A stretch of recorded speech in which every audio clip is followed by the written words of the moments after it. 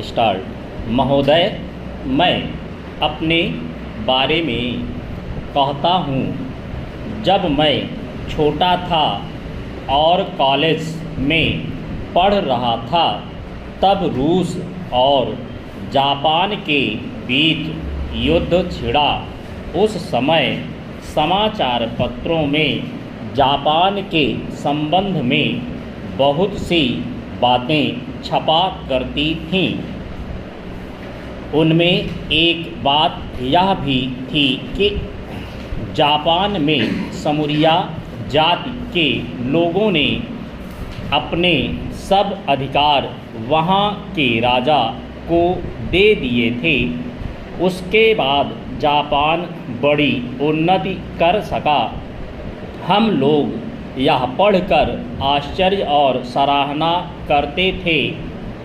उससे बढ़कर हमारे यहाँ के लोगों ने स्वराज्य स्थापित होने के बाद 1-2 वर्ष में एक उदाहरण उपस्थित करके दिखाया। हम भी अपने हजारों वर्षों के इतिहास को नहीं भूलेंगे। जो रियासतें अलग अलग स्थापित हो गई थीं और एक प्रकार से भारत कई टुकड़ों में बटा हुआ था, वे सब टुकड़े एक हो गए। आज ब्रिटिश भारत और देसी रियासतें मिलकर एक हो गई हैं।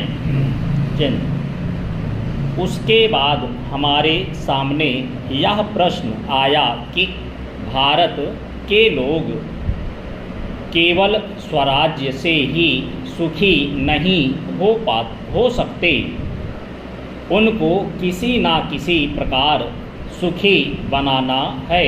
इस संबंध में सरकार ने अपनी ओर से प्रायः सभी राज्यों में जमींदारी और जागीरदारी उन्मूलन के कानून उपस्थित किए और वे कानून पास हुए।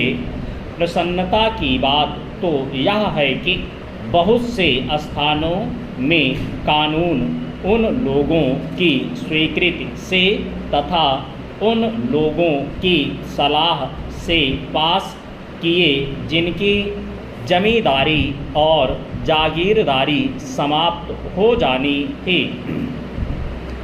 यह भी देश प्रेम का उदाहरण है।